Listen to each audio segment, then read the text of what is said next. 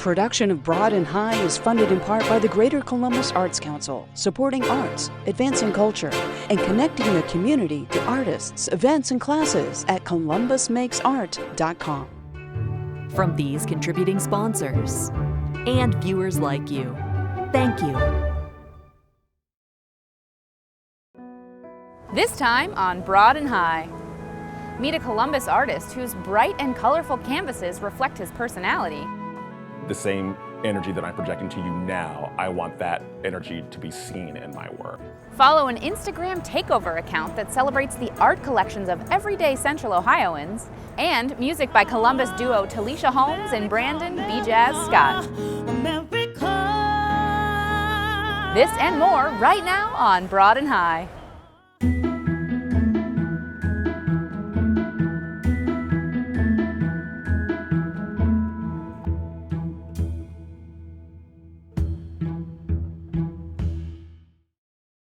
Hi everyone, welcome to Broad and High. I'm your host Kate Quickle, coming to you from outside the beautiful Dublin Arts Council.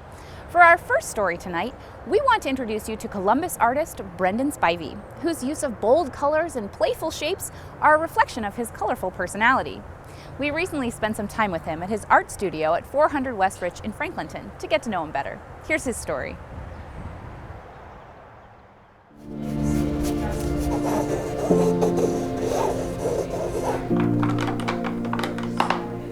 I've never really given myself like a label. A lot of people say that I paint with joy, energy, so those who know me know that I can be very energetic, and I think a lot of that personality comes out in some of the colors that I use, shapes that I use.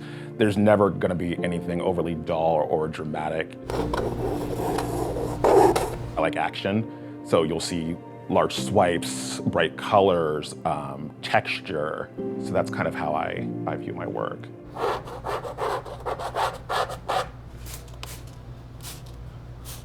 So I'm a big fan of abstract, which is kind of ironic because that's what I do. It was more about I didn't like the literal interpretation necessarily of like skylines or barns and trees. I liked being able to have my own vision of what the art piece meant, because I think abstract painters paint with intention, but we also paint with intuition. So I found it really kind of fascinating just to see like what do I see going into the piece versus like what they said that they saw. 2017, I was looking for something a little more productive to do as far as stress relief. You know, I used to run and lift, and not that that's not productive, it just takes a lot of time and dedication, but I wanted something a little more. So I think for me, looking at artwork was always kind of therapeutic, so I wanted to give that a shot, and not being trained to do this was it was different. This is the Haley Gallery.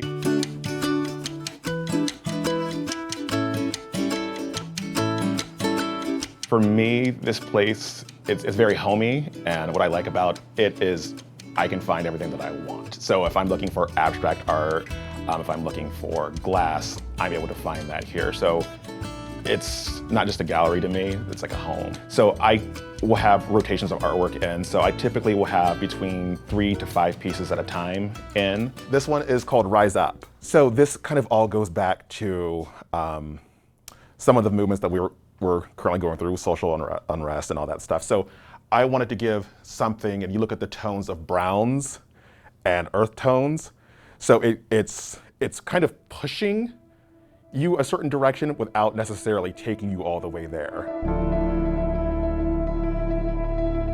We wanted to kind of get involved in the whole Black Lives Matter movement, not necessarily through protest and those means, but how can we use our artistic voices to make a very strongly stated message without saying words. And the 2 murals that we did, the first one was at the Ohio Theater, and it was a compilation of fields of flowers and young children that were Black, and she was picking flowers, and the young boy had a paintbrush.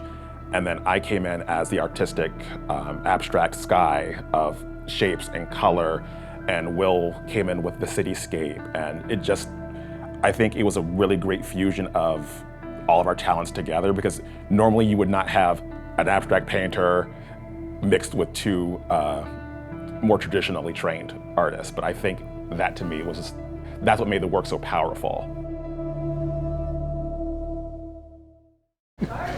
Spencer, that's awful close, buddy. So Spencer is my double doodle. High five?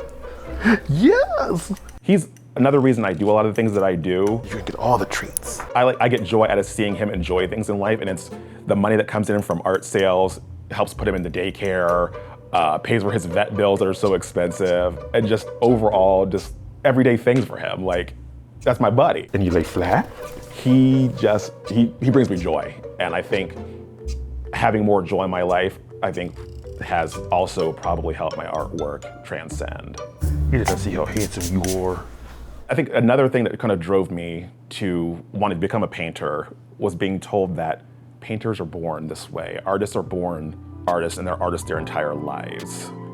That for me was a personal challenge. So not only was I wanting to get out there and paint and find a way to relax, I wanted to prove somebody wrong.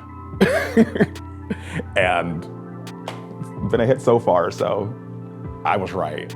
You don't know what you're capable of until you do it. And I live my life that way. And I want to get out there and just try it.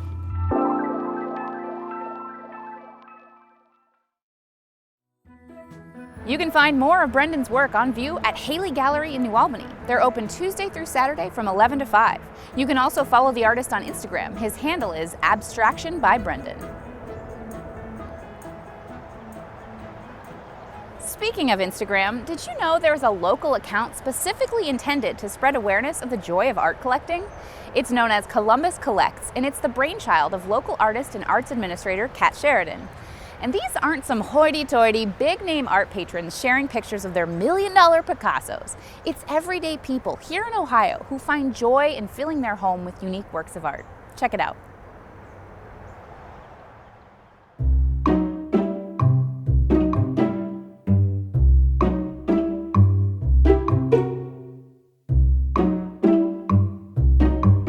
So I shepherd a Instagram account that's about 2 years old now called Columbus Collects. This was born out of a need to use what I had at hand to help the arts. How can we talk about the everyday person that has art in their house and help them see themselves as a collector? I thought to myself, I have a ton of artwork in my house. I know a ton of other people that have a ton of artwork in their house. The first iteration was just reaching out to those people to help demystify the act of collecting art.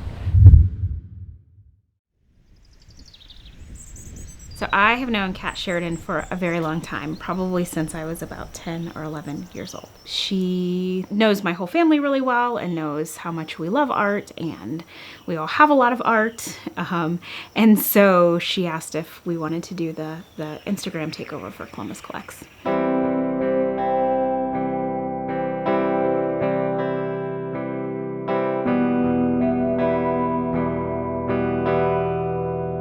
There's a ton of family connection to most of the art that I shared because I have a lot of artists in my family and a lot of friends that are artists. The more I started thinking about all of the things that we had, all of the pieces that we had, the harder it was to choose. But what I really appreciated about it is, what constitutes art is it's a very broad definition. So we have, and I would say my whole family have a lot of functional art, things that you use. So my teapot, I've had since, I think, close to my first college graduation around 2003. It's made by my Aunt Brenda. She makes beautiful ceramic pieces, but her teapots are just amazing and just exquisite. And yeah, we use her mugs. They sit on the shelves with the rest of our mugs. But sometimes I'm definitely intentional about using hers. So this is a really beautiful wooden box that's made out of multiple types of wood. I think there's 4 or 5. And this was a gift from a very close friend of mine. Her name is Janie. Our daughter came to us through adoption. And so Janie was trying to come up with the perfect adoption gift for Harper, and she definitely nailed perfect. So she had her late husband's father, who's a woodworker, build this beautiful kind of keepsake box or a jewelry box. It has his name on the bottom, and he also puts a little penny embedded in his work. So it's just really special, and it just holds a lot of meaning. They're just really dear friends, and it's just such a special piece. I honestly don't know how I ended up with this portrait. So it's my little brother who also went to art school. He went to Cleveland Institute of Art. It's a self-portrait he did of himself in high school, but it's totally my brother. Like the look on the face is just my brother through and through, and I think that's one of the things that I really like about it.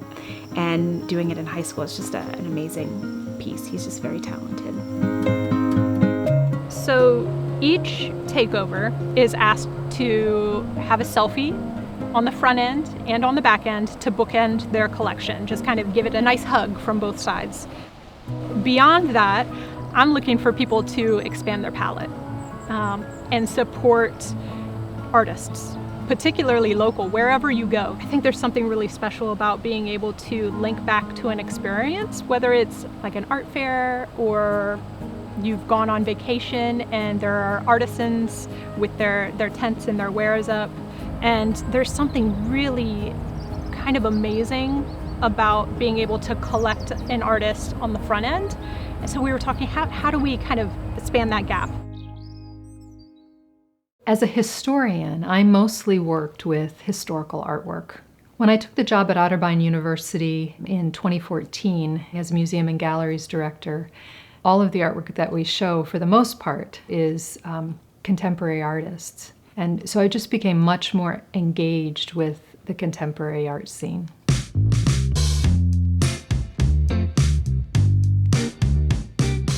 The wonderful thing about collecting contemporary art is that you have the opportunity to actually meet the artists. It isn't transactional. There are wonderful opportunities to have really high quality original work in a home that people connect to directly and very personally. I think what Kat is doing to develop a culture of collecting is really important in Columbus. She's gone one step further in showing the way in which collecting can happen by anybody. I decided to participate after I watched all of the diversity on the Columbus Collects Instagram site. People were excited, they were happy to share their work. You got to hear the collectors' personal stories and their connection to the artwork.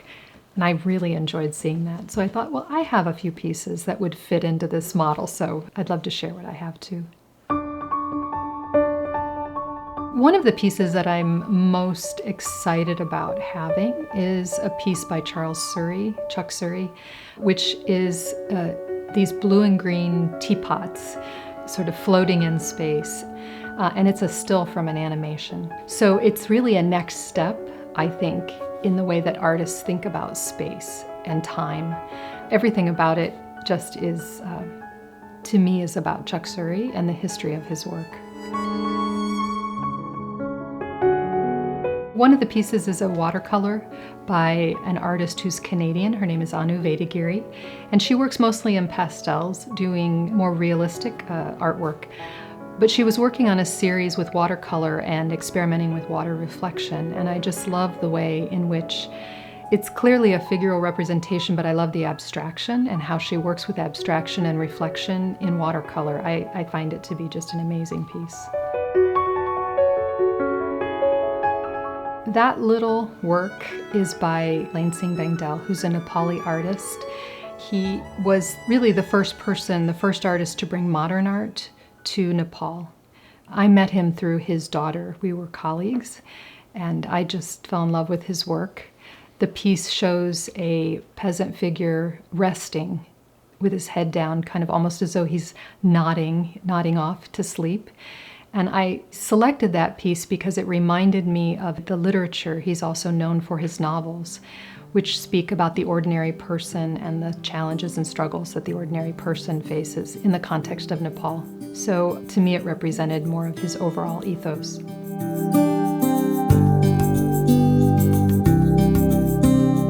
I think that collecting art helps people capture moments in time. Anybody can collect, anybody can acquire original art, anyone can afford it. The value in collecting is giving your space warmth and giving your space meaning. And this initiative is to really celebrate the community that comes from collecting art. Be sure to follow Columbus Collects on Instagram, and if you're interested in sharing your own personal collection, you can send a direct message to Kat Sheridan via the account. Our local music series continues this week with a performance by Talisha Holmes and Brandon B. Jazz Scott. Like most songwriters, lyrics can carry a lot of meaning, and although tonight's song is not new for her, she says it feels appropriate at least twice a week. In it, she expresses the passion, anger, and resentment she sometimes feels as a Black woman in the U.S. Here she is performing her song, America.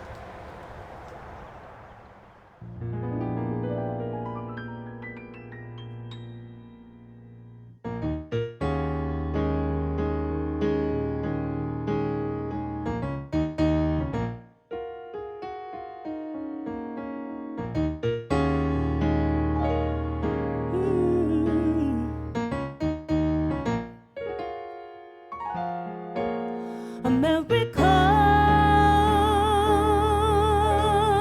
America, ooh, America, America, people listen, America, America, ooh, America.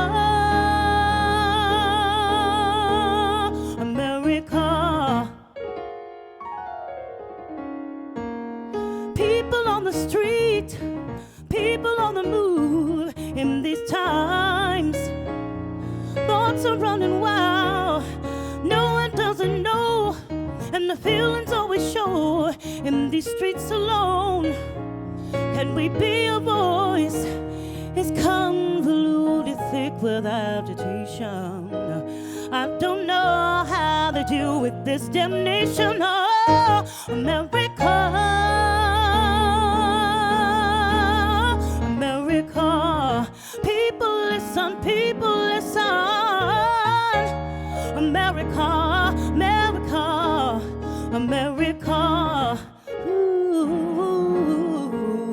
America,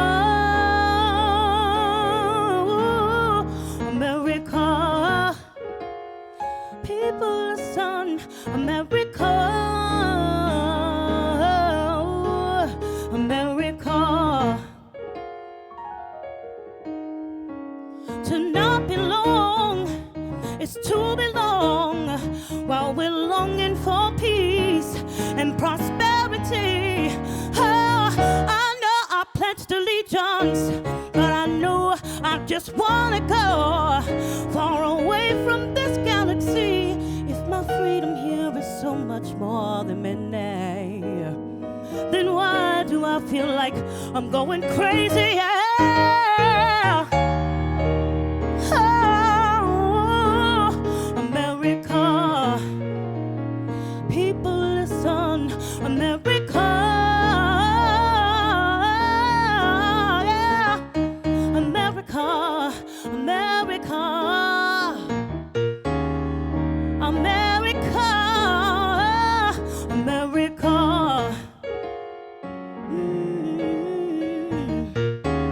America, America, America.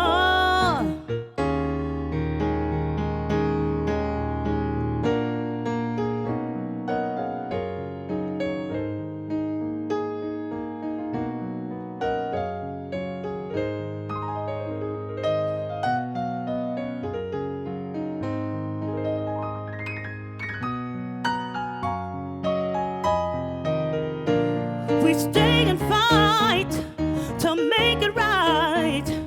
Fill up the streets with black and brown. Military police kill and silence me. We've had enough.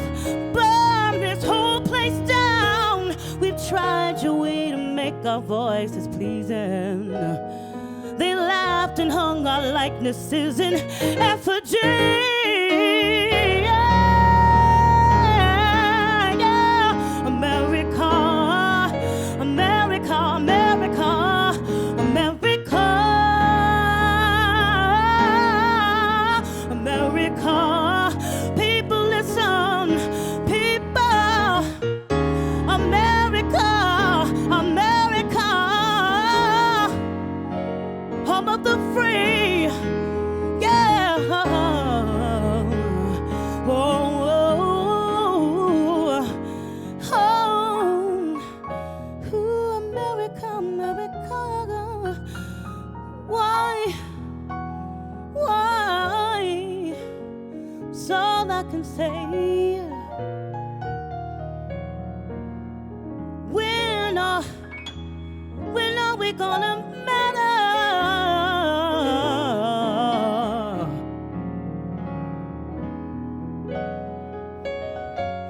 We go out into the street, but they silence me. America, wanton endangerment. Wanton endangerment. They say stop resisting. America, America,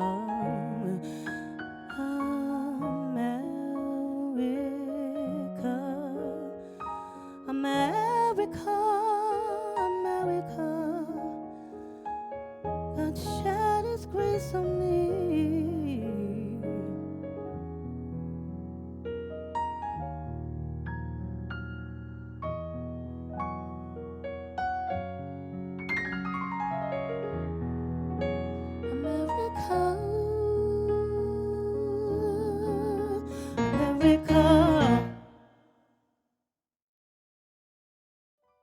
Learn more about Talisha and her music at TalishaHolmes.com and watch more videos from her WOSU visit at wosu.org/localtunes. That's our show. You can find all of our stories online at wosu.org as well as on our free WOSU mobile app. And be sure to give us a follow on Facebook, Twitter, and Instagram. We're closing out today's show with more music by Talisha Holmes and B-Jazz. For all of us here at WOSU, I'm Kate Quickle. Thanks for watching, and we'll see you back here next week for more great stories of Columbus creativity. And my guts to the beast.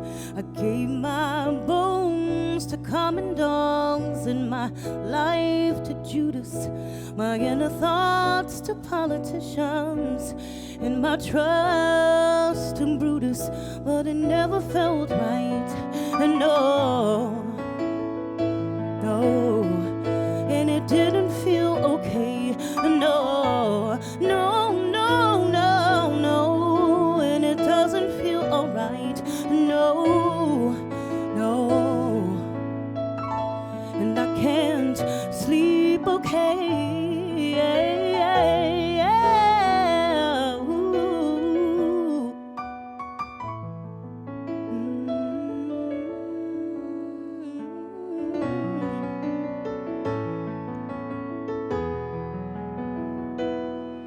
Took my thoughts from the preacher, I gave my confidence in man. I built my hope on what was fleeting. I made a mansion in the sand. I gave my love to you.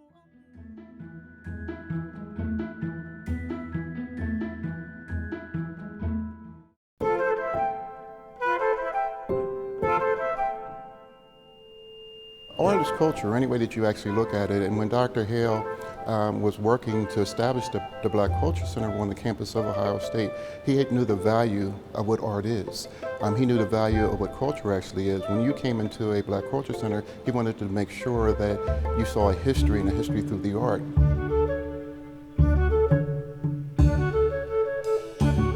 He understood that African American artists had a hard time showing their artwork at universities, and I'm not just talking about Ohio State, throughout the nation. So he was sensitive toward that one.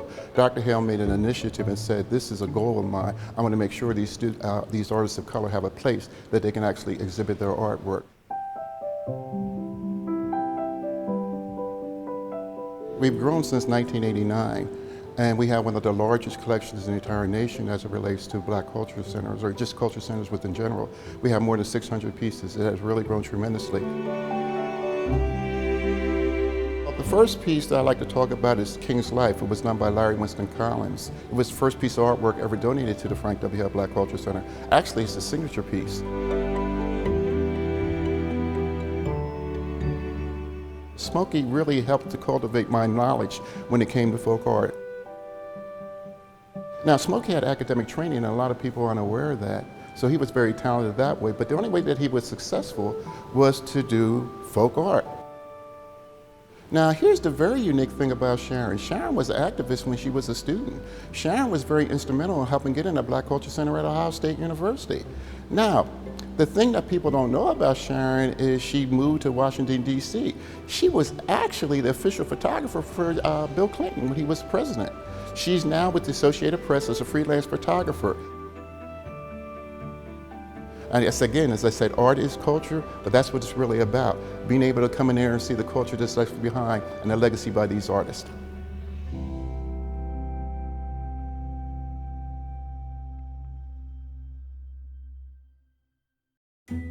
Catch Columbus at its creative best on Broad and High, Thursday nights at 8 o'clock on WOSU TV. Production of Broad and High is funded in part by the Greater Columbus Arts Council, supporting arts, advancing culture, and connecting the community to artists, events, and classes at columbusmakesart.com. From these contributing sponsors and viewers like you, thank you.